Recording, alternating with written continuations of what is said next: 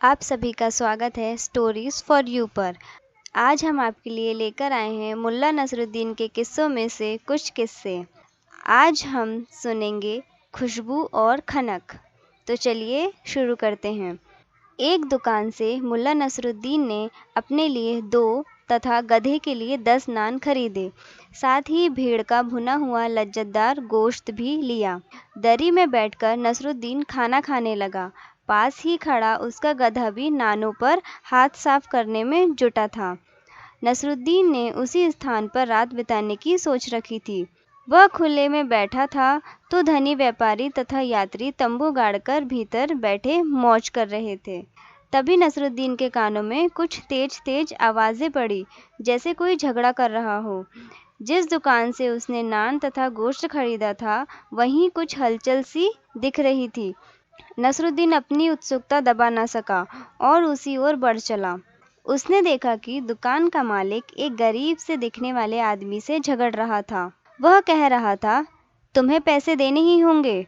तुम जानबूझकर उस ओर लेटे थे जिस ओर मेरी दुकान से गोश्त की खुशबू उठकर जा रही थी। सारी शाम तुम बढ़िया खाने की खुशबू का आनंद लेते रहे। मैंने देखा भी था। तुम बार बार होठों पर जीभ फिराकर चटकारे ले रहे थे।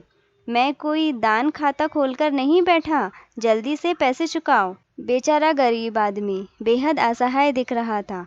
शायद नसरुद्दीन की तरह उसके पास भी फालतू के पैसे नहीं थे। लालची दुकानदार की बातें सुनकर नसरुद्दीन को गुस्सा आने लगा। तभी दुकानदार अचानक नसरुद्दीन की तरफ मुड़ता हुआ बोला, भाई साहब, अभी आप एक शरीफ आदमी की तरह मुझसे नान गोश्त खरीद ले गए थे, लेकिन इस मक्कार को देखो, मुफ्त में स्वाद लेना चाहता है। क्या इसे दाम नहीं चुकाना चाहिए?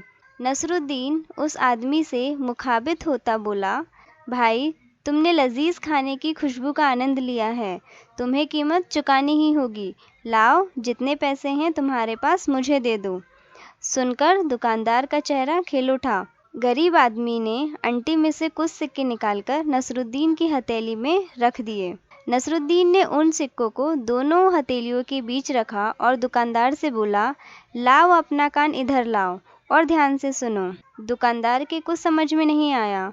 नसरुद्दीन बोला, तुमने सुनी सिक्कों की खनक? हाँ, क्यों नहीं, लाओ, पैसे मुझे दे दो। दुकानदार बोला। लेकिन नसरुद्दीन ने सिक्के गरीब आदमी को लौटा दिए और दुकानदार से बोला, हिसाब बराबर हो गया। इसने तुम्हारे खाने की खुशबू ली और तुमने बदले में सिक्कों की खनक सुन ली। दुकानदार का चेहरा फक्क पड़ गया। वहाँ खड़े लोगों ने भी नसरुद्दीन की बात का समर्थन किया। उस गरीब आदमी ने नसरुद्दीन का शुक्रिया अदा किया। जब नसरुद्दीन वापस गधे के पास पहुँचा तो वह उसे देख खुशी से मिट्टी में लौटने लगा। और ऐसे ही कहानी और किस्सों के लिए हमसे जुड़े रहिए। आप सभी का शुक्रिया।